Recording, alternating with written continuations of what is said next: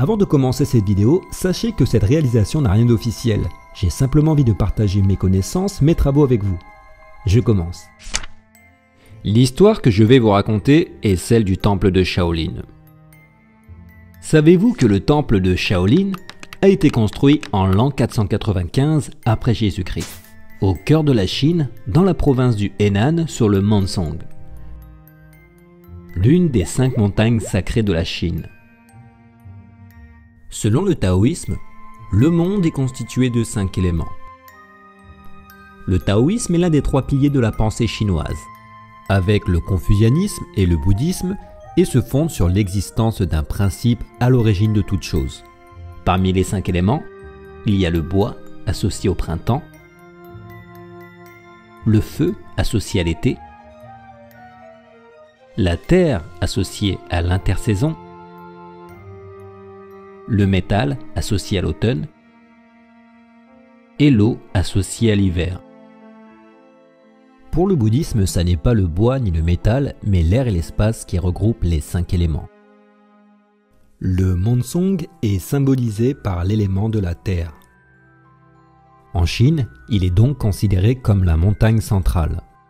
Dans l'histoire, on raconte que l'empereur Xiaowen aimait la doctrine bouddhiste et que pour honorer le moine indien Patuo, qui avait voyagé jusqu'en Chine pour enseigner sa doctrine, que l'empereur offrit la création d'un monastère par sa foi envers Bouddha au moine Patuo. Patuo décida de construire le monastère sur le mont Song, dans la province du Henan, car d'après la légende, il estimait que la montagne ressemblait à un lotus. Le temple avait une double vocation, à la fois religieuse et comme lieu de préservation et de la transmission de la connaissance. Patuo est devenu le chef de la communauté bouddhiste et avait plus de 100 adeptes au moment de la création du temple de Shaolin. Par conséquent, Patuo est devenu le fondateur et le premier abbé du temple de Shaolin. Patuo était également connu sous le nom de Fotuo. Il séjourna quelques années au temple pour enseigner et traduire des reliques religieuses philosophiques. Il transmit ses enseignements à ses disciples et partirent pour continuer sa quête. Après son départ, viendra Bodhidharma, qui dans son histoire développera le bouddhisme Chen, qui deviendra le Zen au Japon. Le monastère de Shaolin fut détruit partiellement, à plusieurs reprises, agrandi, incendié et fut chaque fois restauré. Le temple était composé de 7 pièces principales. Selon les années, elles n'ont pas eu les mêmes fonctions. Parmi ces pièces, il y a la porte de la montagne, qui est à ce jour très populaire dans le monde entier. La salle des 3 célestes, on l'appelle aussi les 3 grandes chambres. La salle Mahavira, lieu de divinité. La salle des écrits. La chambre de l'abbé. Le pavillon de neige. Et la salle des 1000 Bouddhas. Sur son axe, plusieurs bâtiments de chaque niveau. Ces 2 salles sont religieuses. La salle des 6 patriarches, la chambre des chants de Sutra, la salle Chen, les tablettes des empereurs qui ont joué un rôle dans l'histoire de Shaolin, la salle de l'abbé et les 4 salles des divinités. Manjushri est le Bodhidharma de la sagesse et l'un des membres les plus importants du panthéon bouddhiste. Avalokitesvara incarne la compassion ultime, Seigneur qui regarde vers le bas, la misère du monde. Tsitigarbha, son vœu est de devenir Bouddha, une fois les enfers complètement vides. Samantabhadra, symbole de plénitude, de la vérité ultime et de la perfection de la sagesse. Les moines avaient un lieu pour manger, où se situait également la cuisine, et bien évidemment des dortoirs. Ici se situe la tour de tambour, le clocher, la salle de réception. Une salle propre à la science et à la médecine chinoise, s'intéressant à la santé, la pharmacie de Shaolin. Et je remonte un peu plus haut pour la salle de cérémonie. Un monument qui a disparu, tout comme l'existence d'un puits qui n'existe plus, me semble-t-il, à ce jour.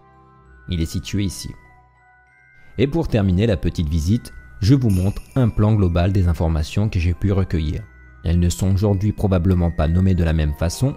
Le temple, au cours du temps, a suivi nombreux changements. Mais rappelez-vous, le temple Shaolin conservait des reliques sacrées. Il y avait un centre de traduction des écrits religieux et philosophiques chinois. Les traductions à l'époque se sont même dispersées dans tout le Moyen-Orient. Le temple connut une histoire mouvementée et subit la destruction des trois Wu, qui ordonnèrent sa destruction par décision du roi Taiwoti en 556. Il fut également détruit en partie par des bandits en 589, puis subi encore à la suite des attaques d'empereurs de Zhuoti en 692 et de Wuzong en 884. Il fut abandonné en 890 lors des suppressions des monastères, puis de 960 à 975 par décret impérial. Après une période de décroissance, le temple de Shaolin retrouve son éclat sous la dynastie des Ming, de 1368 à 1644, où le chef supérieur, l'abbé, entretenurent des liens privilégiés avec la cour impériale.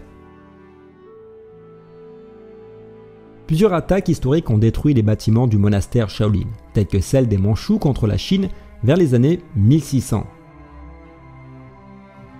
Les moines Shaolin protégeaient le pays contre les Mandchous, qui saccageaient et détruisaient le monastère.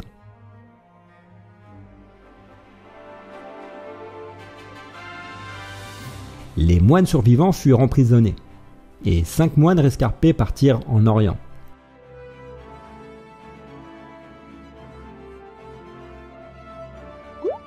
À la suite de cette histoire, une reconstruction du monastère a été entreprise en 1800. En 1928, un incendie provoqué par le général Qi Huishan et qui dura 40 jours, et cela détruit la majorité des bâtiments. Les manuscrits furent aussi perdus lors de cet incendie. Le monastère subit encore une autre destruction lors de l'attaque des Gardes Rouges en 1966. Une reconstruction du temple a été financée en 1772 et en 1990. Des dons furent alors récoltés par les groupes d'arts martiaux existants dans le monde entier. Le monastère de Shaolin est aujourd'hui entretenu par le touriste. Cela a entraîné beaucoup de changements dans son fonctionnement. Pour l'apprentissage, l'initiation aux arts martiaux, ils reçoivent la visite de nombreux visiteurs, par petit train et par le bus. Voilà, je ne pense pas avoir tout dit, je vous en réserve encore pour une prochaine vidéo. Je vous dis à très bientôt, c'était Lutao.